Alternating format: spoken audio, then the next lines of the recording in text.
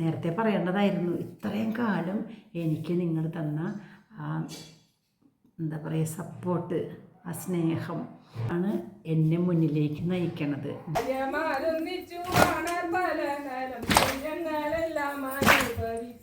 നമസ്തേ നമസ്തേ, എല്ലാവർക്കും good morning. ഇന്നലെ നമ്മളൊരു വീഡിയോ ഇട്ടുണ്ടായിരുന്നല്ലോ, അതായത് പച്ച ഗ്രീൻ പീസിൻ്റെ ഒരു വീഡിയോ ഇട്ടുണ്ടായിരുന്നല്ലോ. ഞാൻ ആദ്യമായിട്ട് തന്നെയാണ് കാണുന്നത്. എനിക്ക് ഇത്രയും കാലത്തിനിടയ്ക്ക് ഞാൻ കണ്ടിട്ടില്ല. അപ്പം നമ്മൾ ഈ കേരളത്തിലെ ഈ കൊച്ചു ഗ്രാമത്തിൽ ജീവിക്കുന്ന ആൾക്കാർ കണ്ടില്ല എന്ന് പറഞ്ഞാൽ അതിൽ അതിശയമില്ല. ആരും പെർഫെക്റ്റ് ഒന്നും അല്ലല്ലോ. എല്ലാം തികഞ്ഞിട്ടുള്ള എല്ലാ അറിവുള്ള ആൾക്കാർ ആരും ഉണ്ടാവില്ലല്ലോ.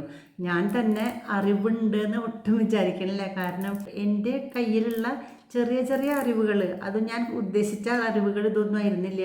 ഞാൻ ഉദ്ദേശിച്ച അറിവുകൾ, ഞാനൊരു സംസ്കൃത അധ്യാപിക ആയതുകൊണ്ട് ഞാൻ കുട്ടികൾക്ക് പറഞ്ഞു കൊടുത്തിട്ടുള്ള കുറച്ച് കഥകൾ അല്ലെങ്കിൽ കുറച്ച് സുഭാഷിതങ്ങൾ, അങ്ങനെ കുറച്ച് കാര്യങ്ങളൊക്കെയാണ് ഞാൻ പങ്കുവയ്ക്കാനായിട്ട് ആഗ്രഹിച്ചിരുന്നത്. പ്രാർത്ഥനകളൊക്കെ ഇരുന്നു. അപ്പോൾ അങ്ങനെയാണ് എൻ്റെ ഈ വീഡിയോ തുടങ്ങിയത്. ഞാൻ ഫേസ്ബുക്കിലാണ് കൂടുതൽ ചെയ്യാറ്. അപ്പോൾ എന്നോട് എൻ്റെ മോൻ പറയും, അമ്മയ്ക്കത് യൂട്യൂബിൽ ഇട്ടുകൂടെ? ഫേസ്ബുക്കിലിട്ടാലും നല്ലത് തന്നെയാണ്, യൂട്യൂബായാലും നല്ലത് തന്നെ. എൻ്റെ മകൻ എനിക്ക് ഒരു യൂട്യൂബ് ചാനൽ തുറന്നു തന്നു. അങ്ങനെ ഞാൻ ആദ്യത്തെ എൻ്റെ ഒരു പ്രാർത്ഥനയോട് കൂടിയാണ് കയറിയത്. എല്ലാവരും സന്തോഷമായിരിക്കട്ടെ, എല്ലാവരും സുഖമായിരിക്കട്ടെ, ആർക്കും ദുഃഖം ഉണ്ടാവരുതേ, വേണ്ടത്ര സമയത്ത് മഴ പെയ്യട്ടെ, അല്ലേ, വേണ്ട സമയത്ത് മേഘങ്ങൾ വർഷിക്കട്ടെ, ഈ പൃഥിവി സസ്യശാലിനിയായി തീരട്ടെ, ഈ ദേശം ക്ഷോഭങ്ങളൊന്നും ഇല്ലാത്തതായി തീരട്ടെ, എല്ലാ സജ്ജനങ്ങളും ഭയമില്ലാത്തവരായി തീരട്ടെ എന്നൊക്കെയായിരുന്നു എൻ്റെ പ്രാർത്ഥന. സർവേ ഭവന്തു സുഖിനഃ സർവേ സന്തു നിരാമയാഃ. ഞാൻ ആ ശ്ലോകത്തിൻ്റെ ആ പ്രാർത്ഥനയുടെ ചൊല്ലിയിട്ട് അതിൻ്റെ അർത്ഥം പറഞ്ഞിട്ടാണ് എൻ്റെ ഒന്നാമത്തെ വീഡിയോ തന്നെ. അന്ന് എനിക്ക് ആദ്യമായിട്ട് വീഡിയോ ചെയ്തപ്പോഴും ഒരു പരിഭ്രമമൊക്കെ ആയിരുന്നു. ആദ്യമായിട്ട് ഞാനിങ്ങനെ വീഡിയോയിൽ ഇത് പറഞ്ഞപ്പോഴും എനിക്കൊരു ഭയമോ എന്തോ ഒരു പറയില്ലേ, ഒരു സഭാകമ്പം അങ്ങനത്തെയൊക്കെ ഉണ്ടായിരുന്നു കേട്ടോ. പിന്നെ ഞാൻ അങ്ങനെ കുറേ സുഭാഷിതങ്ങൾ ചൊല്ലി അതിൻ്റെ അർത്ഥമൊക്കെ പറഞ്ഞ് അങ്ങനെ ഇട്ടു. അങ്ങനെ ഇരിക്കുമ്പോഴാണ് സാമ്പാർ പൊടി ഉണ്ടാക്കിയപ്പോൾ സാധാരണ ഞങ്ങൾ ഒരു മാസത്തേക്ക് 2 മാസത്തേക്കൊക്കെ ഒന്നിച്ചാണ് ഉണ്ടാക്കുക. അടുപ്പിലാണ് അത് വറക്കുക. അപ്പോൾ ഉണ്ടാക്കിയപ്പോഴേ എല്ലാവരും പറഞ്ഞു, അമ്മയ്ക്ക് വേണമെങ്കിൽ ഇത് ഒരു വീഡിയോ പിടിച്ചിട്ടൂടെ എന്ന് പറഞ്ഞു. അങ്ങനെ അവൻ തന്നെ അടുപ്പിൻ്റെ അടുത്തായിട്ട് ഈ വീഡിയോ ഫോൺ കൊണ്ട് വെച്ചിട്ട് ഇങ്ങനെ പിടിച്ചു. അങ്ങനെയാണ് ഒരു സാമ്പാർ പൊടിയുടെ വീഡിയോ ഇട്ടത്. അതിട്ടപ്പോഴാണ് അത് ഒരുപാട് ആൾക്കാർ കണ്ടു. ഒരുപാട് ആൾക്കാർ കണ്ടപ്പോഴാണ് ആൾക്കാർക്ക് കൂടുതലിഷ്ടം ഈ സുഭാഷിതത്തിനേക്കാളും പ്രാർത്ഥനയേക്കാളും ഒക്കെ ഏറ്റവും കൂടുതൽ ഇഷ്ടം പാചകമാണെന്ന് മനസ്സിലായി. പിന്നെ ഞാൻ ചെയ്തത് ഒരു രസം ഉണ്ടാക്കുക ചെയ്തത്. സാധാരണ രസം ഞങ്ങൾ വീട്ടിലുണ്ടാക്കുന്ന ഏറ്റവും സിമ്പിളായിട്ടുള്ള രസമാണ് ഞാൻ അന്നിട്ടത്. ഞാൻ എന്നും ഉണ്ടാക്കുന്നത് തന്നെയാണ് കേട്ടോ. പെർഫെക്റ്റായിട്ട് എല്ലാ സാധനവും ഒരുക്കി വെച്ചിട്ടൊന്നും അല്ല ഉണ്ടാക്കിയത്. അങ്ങനെ ഇട്ടു. അതിനാണ് വൻപിച്ച ഒരു വ്യൂസാണ് എനിക്ക് കിട്ടിയത് കേട്ടോ. അപ്പോൾ എനിക്ക് നല്ല സന്തോഷമായി. അങ്ങനെ പിന്നെ ഒരു ദിവസം എൻ്റെ അനു പറഞ്ഞു എന്നോട്, അമ്മയ്ക്ക് അഷ്ടമംഗല്യത്തിൻ്റെ ഒരു വീഡിയോ ഇട്ടൂടെ എന്ന് ചോദിച്ചു. അഷ്ടമംഗല്യം നമ്മളൊക്കെ എല്ലാ വീടുകളിലും ചെയ്യണതല്ലേ, പല ആൾക്കാർക്ക് അതിനെക്കുറിച്ച് അറിയില്ല. അപ്പോൾ എന്താണ് അതിനെക്കുറിച്ചൊരു വീഡിയോ ഇടുക അമ്മ. അപ്പോൾ അനു പറഞ്ഞു, ഞാൻ പിടിച്ചുതരാം, അമ്മ ചെയ്തോളൂ എന്ന് പറഞ്ഞു. അങ്ങനെ എല്ലാ സാധനങ്ങളും ഒരുക്കി വെച്ചിട്ട് അനുവാണ് എനിക്കത് പിടിച്ചു തന്നത്. അങ്ങനെ നന്നായിട്ട് ഞാനത് ചെയ്തു. അതിന് ഒരുപാട് വ്യൂസ് ഉണ്ടായിരുന്നു. അങ്ങനെയാണ് എൻ്റെ വീഡിയോസ് പൊന്തി വന്നത്. പിന്നെ ഞാൻ വിചാരിച്ചു എൻ്റെ വീട്ടിലുണ്ടാക്കുന്ന സാധനങ്ങൾ ഞാൻ സിമ്പിളായിട്ടുള്ള സാധനങ്ങളൊക്കെ ഉണ്ടാക്കുക. പച്ചക്കറിയാണ് ഞങ്ങൾ കൂടുതൽ ഉണ്ടാക്കുക. എന്നാൽ നോൺ കഴിക്കണില്ലേ എന്ന് ചോദിക്കും. വീട്ടിൽ വാങ്ങാറൊക്കെ ഉണ്ട് കേട്ടോ. എൻ്റെ മക്കൾക്കും എൻ്റെ ഹസ്ബൻഡിനൊക്കെ ഏറ്റവും ഇഷ്ടമുള്ള സാധനമാണ് അത്. വല്ലപ്പോഴൊക്കെ വാങ്ങും കേട്ടോ, ഞാൻ ഉണ്ടാക്കി കൊടുക്കാറുണ്ട്. പക്ഷേ എനിക്ക് കൂടുതലിഷ്ടം ഇതാണ്. എത്ര അതൊക്കെ ഉണ്ടായാലും ഈ നമ്മുടെ നാടൻ കൂട്ടാനില്ലേ, ഈ ചേമ്പും തണ്ടും ചേനത്തണ്ടും അതുപോലത്തെ സാധനങ്ങളൊക്കെ, അതൊക്കെയാണ് എനിക്ക് ഏറ്റവും ഇഷ്ടമുള്ള സാധനങ്ങൾ. എനിക്കും ജയശ്രീക്ക് രാജേട്ടൻ അങ്ങനത്തെ അത്ര ഇഷ്ടമൊന്നുമല്ല കേട്ടോ. എങ്കിലും ഏട്ടൻ കഴിക്കുകയൊക്കെ ചെയ്യില്ല എന്നല്ല. അങ്ങനെയാണ് ഞങ്ങൾ വീഡിയോ തുടങ്ങിയത്. അതങ്ങനെ കണ്ട് കുറേ ആൾക്കാർ സിമ്പിളായിട്ടുള്ള സാധനം കാണാൻ ഇഷ്ടപ്പെടുന്ന ആൾക്കാരുണ്ടായിരിക്കും. ഒരു ചെറിയ സാധനം കിട്ടിയാൽ നമുക്ക് എങ്ങനെ യൂട്ടിലൈസ് ചെയ്യാം എന്നൊക്കെയാണ് അതങ്ങനെ പഠിച്ചത്. പിന്നെ ഞങ്ങൾ ഇടയ്ക്ക് ടൂറൊക്കെ പോകുമ്പോൾ, എവിടേക്കെങ്കിലും യാത്ര പോകുമ്പോൾ അതൊക്കെ ഒന്ന് വീഡിയോ പിടിച്ചിട്ട് ഞാൻ അങ്ങനെ ചെയ്യാറുണ്ട്. പക്ഷേ വീഡിയോ പിടിക്കണമെങ്കിൽ നമ്മളുടെ ഈ കുഞ്ഞ് ഫോണും അതുപോലെ തന്നെ അത് ആദ്യമൊന്നും ഞാൻ എഡിറ്റ് ചെയ്യാറില്ല. എഡിറ്റ് ചെയ്തില്ലെങ്കിൽ ഒരുപാട് സമയനഷ്ടവും അതുപോലെ തന്നെ ആവശ്യമില്ലാത്ത കുറേ കാര്യങ്ങളൊക്കെ അതിൽ പെടും. പിന്നീട് എങ്ങനെയാണ് എഡിറ്റ് ചെയ്യുക എന്ന് എൻ്റെ മകൻ തന്നെയാണ് എനിക്ക് പഠിപ്പിച്ചത്. നമ്മൾ ഇങ്ങനെ ചെയ്താൽ മതി എന്ന് പറഞ്ഞു കിച്ചുവാണൊക്കെ. അതും അങ്ങനെ ചെയ്തു. പിന്നെ നമ്മൾ വീട്ടിൽ കുട്ടിക്കാലത്തെ നമ്മൾ ചേനയൊക്കെ ഉണ്ടാകുമ്പോൾ ചേന അങ്ങനെ പറിച്ച് വെച്ചിട്ട് അതിങ്ങനെ പൂക്കും. ചിലപ്പോൾ ചില ചേനകൾ മുളയ്ക്കും, ചില ചേനകൾ പൂക്കും. അപ്പോൾ പൊട്ട മണം വരും കേട്ടോ. ആ മണം വരുമ്പോൾ മൂക്ക് പൊത്തി എലി ചത്ത മണം എന്നും പറഞ്ഞിട്ട് ഇങ്ങനെ ഓടാറുണ്ട് ഞങ്ങൾ. ആ സാധനം തന്നെയാണ് നമ്മൾ പിന്നീട് ഇപ്പം അടുത്ത കാലത്ത് എന്നോട് ഇങ്ങനെ പറഞ്ഞേ, ഞാനിങ്ങനെ വളപ്പിൽ പോയപ്പോൾ ഞങ്ങളുടെ ചേന പറഞ്ഞ പൂത്ത പോലെ ഇങ്ങനെ വന്ന് നിൽക്കണ്ടായിരുന്നു. അപ്പോഴാണ് അമ്മൂൻ്റെ അമ്മ പറഞ്ഞു, ചേനപ്പൂവ് നല്ലതാണ് കേട്ടോ കറി വയ്ക്കാനായിട്ട്, നല്ലതായിട്ട് വയ്ക്കാൻ പറ്റും ചേനപ്പൂവ് എന്ന് പറഞ്ഞു. അങ്ങനെ ഞാൻ അപ്പോഴാണ് എനിക്ക് ചേനപ്പൂവിൻ്റെ കറി ഓർമ്മ വന്നത്. ഞാൻ ഓടിപ്പോയി നോക്കി അത് പറിച്ച് കൊണ്ടുവന്ന് നന്നായിട്ട് കറി വെച്ചപ്പോൾ അതിന് ഗംഭീര വ്യൂവേഴ്സ് ഉണ്ടായിരുന്നു കേട്ടോ. നല്ല വ്യൂവേഴ്സ് ആയിരുന്നു. അപ്പോൾ ഞാൻ ആദ്യമായിട്ടാണ് ചേനപ്പൂവ് കാണുന്നത് ഇത്രയും കാര്യങ്ങൾക്കിടയ്ക്ക്. മാത്രമല്ല എൻ്റെ ചെറുപ്പത്തിൽ എനിക്ക് സാധിക്കാത്ത കാര്യങ്ങളൊക്കെ എൻ്റെ 60ൻ്റെ മുകളിലാണ് കേട്ടോ നടന്ന എല്ലാ കാര്യങ്ങളും. കാരണം എനിക്ക് സമയം കിട്ടിയത് അപ്പോഴാണ് ഞാൻ കളിക്കാൻ തുടങ്ങിയതും അല്ലേ. തിരുവാതിരക്കളിയൊക്കെ സ്ഥിരമായിട്ട് കളിക്കാൻ തുടങ്ങി. പണ്ട് കളിക്കും കുറച്ചൊക്കെ, എന്നല്ലാണ്ട് ജോലി തിരക്കിൻ്റെ ഇടയിലും വീട്ടു ജോലിയുടെ ഇടയിലും ഞാൻ പോകാറില്ല. അപ്പോൾ റിട്ടയർമെൻറ്റിന് ശേഷമാണ് 60 ശേഷമാണ് ഞാൻ തിരുവാതിരക്കളിയിലൊക്കെ സജീവമായത്. ഇപ്പം നന്നായിട്ട് അതിനിടയ്ക്ക് ഈശ്വരൻ്റെ എന്താ പറയുക, എൻ്റെ ദൗർഭാഗ്യം കൊണ്ടെന്ന് പറയും. ഈശ്വരനെ കുറ്റം പറയണില്ല. ദൗർഭാഗ്യം കൊണ്ട് കാലൊടിഞ്ഞും അല്ലെങ്കിൽ വേറെ പല അസുഖങ്ങൾ വന്നിട്ടൊക്കെ എനിക്ക് കളിക്കാൻ പറ്റാണ്ടിരുന്നിട്ടുണ്ട്. എങ്കിലും ഈ പ്രാവശ്യം തിരുവാതിരയ്ക്ക് ഞാൻ കളിച്ചു കേട്ടോ. കുറേ നാളായില്ലേ കളിച്ചിട്ട്. പിന്നെ കളിക്കാനായിട്ട് പ്രൊഫഷണലായിട്ട് പോകാനായിട്ട് എനിക്ക് ധൈര്യമില്ല. എൻ്റെ മക്കൾ പറഞ്ഞു, വേണ്ട അമ്മ പോകണ്ട, അമ്മയ്ക്ക് പ്രശ്നമായാലോ എന്നൊക്കെ പറഞ്ഞു. കാരണം ഞങ്ങൾക്ക് വയ്യാണ്ടായാലും അവർക്കല്ല ഏറ്റവും കൂടുതൽ ബുദ്ധിമുട്ട്. നമ്മളെ കൂടി നോക്കേണ്ട പണി അവർക്ക് കിട്ടും. അങ്ങനെ അപ്പം ഞാനിങ്ങനെ കുറേ കാര്യങ്ങൾ പറയുകയാണ്. നമുക്കറിയില്ല, പല കാര്യങ്ങളും നമുക്കറിയില്ല.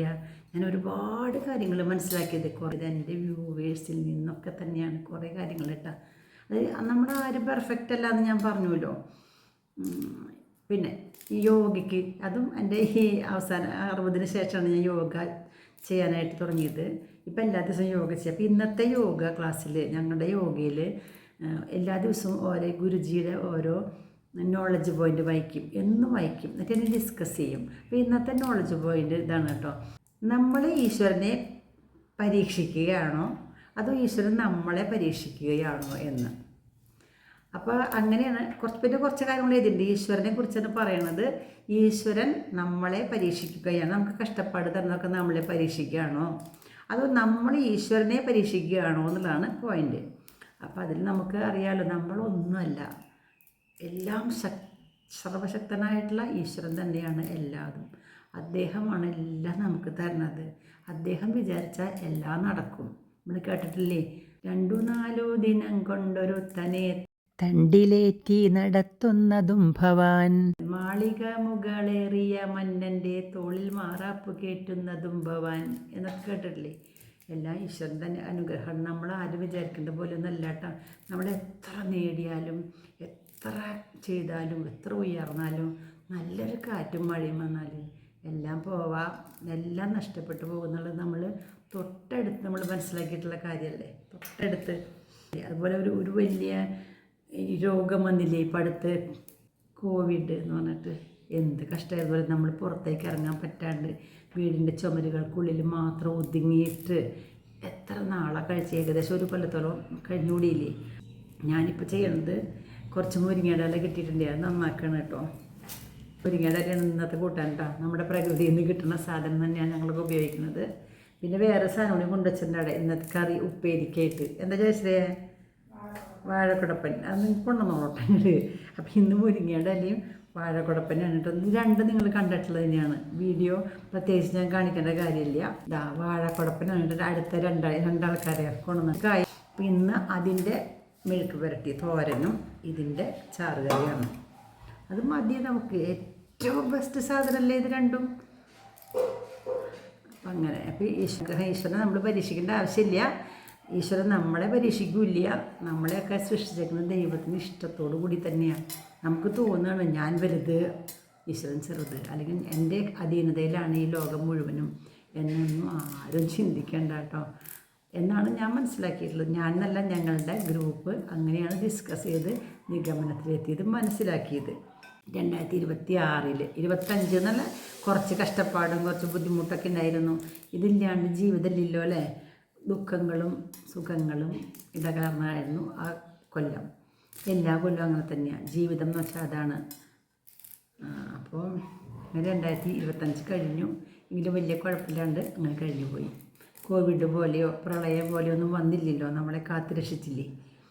പിന്നെ ഈ കൊല്ലും അതുപോലെ തന്നെ വലിയ കുഴപ്പങ്ങളൊന്നും ഇല്ലാണ്ട് അങ്ങനെ കാലം ദിവസങ്ങൾ കഴിയട്ടെ. അങ്ങനെ നമുക്ക് ആ വലിയ ശക്തിയിലേക്ക് എത്തിച്ചേരാനായിട്ട്, പരമ പുരുഷാർത്ഥമായ മോക്ഷത്തിലേക്ക് എത്തിച്ചേരാനായിട്ട്, അല്ലെങ്കിൽ ബ്രഹ്മസായുജ്യം കിട്ടാനായിട്ട് നമുക്ക് അവിടേക്കാണ് നമ്മുടെ യാത്ര. ഇതൊക്കെ വെറും കാട്ടിക്കൂട്ടലുകൾ മാത്രമല്ലേ ഉള്ളൂ. അപ്പം ഞാനിന്ന് പറഞ്ഞതെന്ന് വെച്ചാൽ, നമ്മളുടെ വീഡിയോസ് കാണുന്ന ആൾക്കാരിൽ നിന്ന് ഒരുപാട് കാര്യങ്ങൾ എനിക്ക് പഠിക്കാൻ കിട്ടിയിട്ടുണ്ട്, പഠിക്കാൻ സാധിച്ചിട്ടുണ്ട്. അതാണ് ഞാൻ അവരോടൊക്കെ നന്ദി പറയുകയാണ് കേട്ടോ. ഞാൻ ശരിക്കും പറഞ്ഞാൽ 2025 കഴിഞ്ഞപ്പോൾ നേരത്തെ പറയേണ്ടതായിരുന്നു. ഇത്രയും കാലം എനിക്ക് നിങ്ങൾ തന്ന എന്താ പറയുക, സപ്പോർട്ട്, ആ സ്നേഹം, അതാണ് എന്നെ മുന്നിലേക്ക് നയിക്കണത്. എന്നെ കേൾക്കാനായിട്ട് കുറേ ആൾക്കാരുണ്ട്, നിങ്ങളുടെ കമൻറ്റ് വായിക്കാൻ ഞാനുണ്ട്. ഞാനെല്ലാം അത് സ്വീകരിക്കുന്നു. എനിക്കിഷ്ടമാണ്. ഞാൻ റിട്ടയർ ചെയ്തപ്പോൾ ഞാൻ ഒതുങ്ങിക്കൂടി വീടിനുള്ളിൽ അങ്ങനെ പോയില്ലല്ലോ. അപ്പോൾ എനിക്ക് കുറേ സുഹൃത്തുക്കളെ അങ്ങനെ കിട്ടി. ഈ ലോകത്തിലെമ്പാടുമുള്ള ഒരുപാട് സുഹൃത്തുക്കളെ കിട്ടി എനിക്ക്. ഞാനിവിടെ പ്രത്യേകം ഒന്നും വിചാരിച്ചിട്ട് കയറിയതല്ല. എൻ്റെ മനസ്സിലെ സന്തോഷം അല്ലെങ്കിൽ എൻ്റെ മനസ്സിലെ ദുഃഖങ്ങൾ അതൊക്കെ ഒന്ന് എടുത്തു വയ്ക്കാനായിട്ട് ഒരു സ്ഥലം കണ്ടെത്തിയതാണത്. അപ്പോൾ ഇതെനിക്ക് ഈശ്വരൻ തന്ന ഒരു അനുഗ്രഹമായിട്ട് ഞാൻ കണക്കാക്കുന്നത്. ഒരുപാട് സുഹൃത്തുക്കളെ കിട്ടിയതും നിങ്ങളുടെ ആ നല്ല നല്ല വാക്കുകളും നിങ്ങളുടെ നല്ല കമൻറ്റുകളും അല്ലെങ്കിൽ എന്നോടുള്ള സ്നേഹവും ഒക്കെ ഞാൻ നന്ദിയോടെ ഓർക്കാണ്. എല്ലാവർക്കും പ്രത്യേകം നന്ദി പറഞ്ഞുകൊണ്ട് നിർത്തട്ടെ കേട്ടോ. അപ്പോൾ ഇന്ന് ഞാൻ തിരുവാതിരക്കളി, കഴിഞ്ഞ ദിവസം തിരുവാതിരയായിരുന്നല്ലോ, തിരുവാതിരക്കളി ഇത്തിരി ഭാഗം ഞാൻ കഴിഞ്ഞ ദിവസം ഇട്ടുണ്ടായിരുന്നു. അപ്പോൾ ഇന്ന് ഞാൻ ഇത്തിരി ഇടാം കേട്ടോ, അവസാനം, ഇതിൻ്റെ അവസാനം. ഓക്കെ.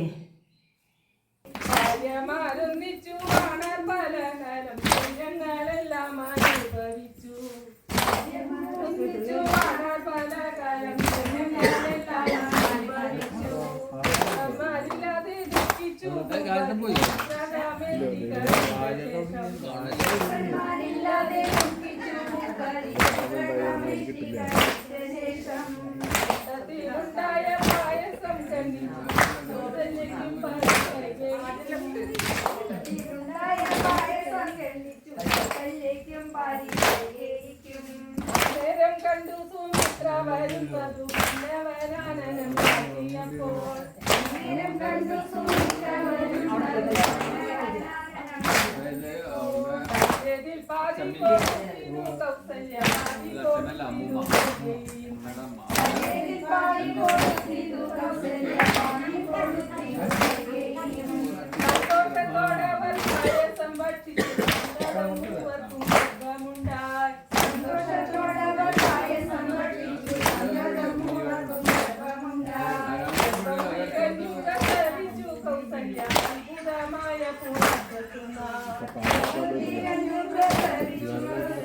അത്ഭുതമായ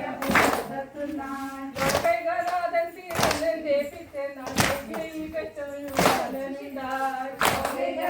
തീരന്റെ പിറ്റേന്നാൾ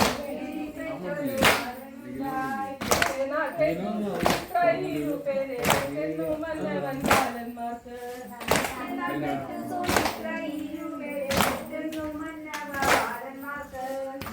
കർമ്മ ചെയ്തു പേരിട്ടു മോദന ശ്രീരാമനെന്നും ഭരതനെന്നും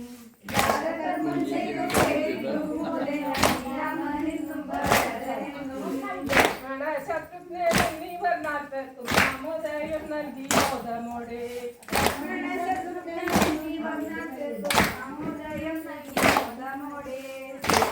പാടുന്ന ശ്രീരാമചന്ദ്രനെ എപ്പോഴും ഞാനിതാ